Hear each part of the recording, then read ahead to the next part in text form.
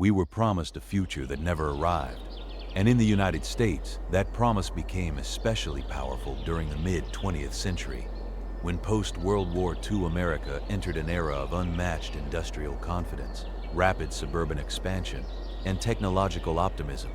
a time when aviation had just proven its dominance during the war, and the automobile had already reshaped American life through companies like Ford, General Motors, and Chrysler, leading many engineers, scientists, and futurists to believe that the next logical step would be the merging of these two revolutionary technologies into a single machine capable of both driving on roads and flying through the skies. And this idea was not just science fiction, but actively explored in real American engineering projects, including early prototypes, such as the Taylor Aero car in 1949,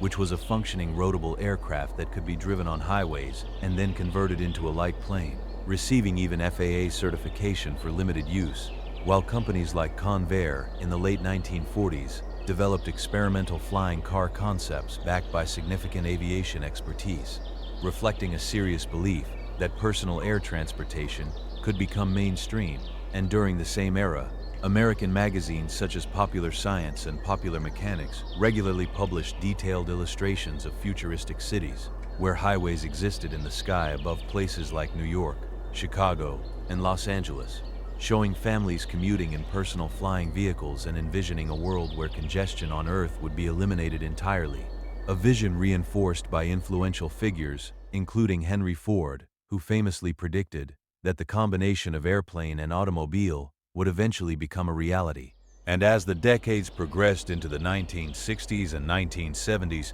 government agencies like NASA and the FAA began indirectly shaping this dream by expanding controlled airspace systems and aviation safety regulations.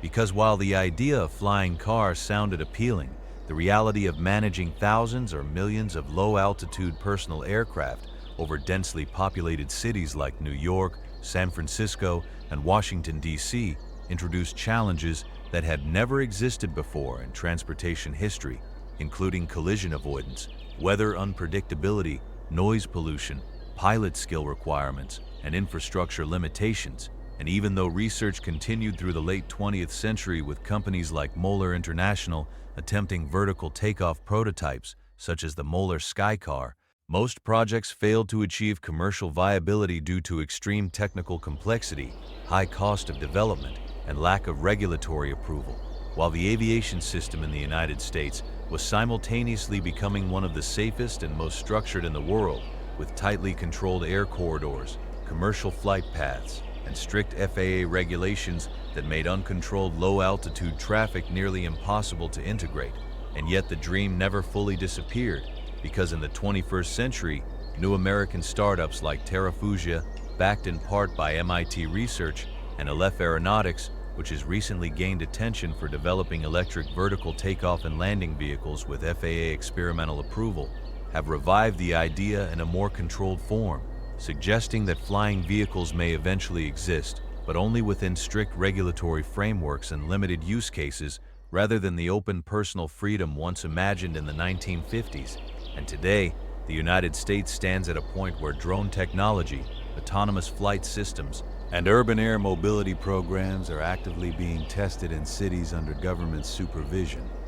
Yet despite all this progress, the original vision of a flying car in every American garage has never materialized. Not because imagination failed, but because the reality of physics, safety engineering, economic systems, and airspace regulation created barriers far more complex than early futurists ever anticipated, leaving behind one of the most fascinating unanswered questions in American technological history. Was the flying car future truly impossible, or was it simply a dream too complex for the world we built to ever fully accept?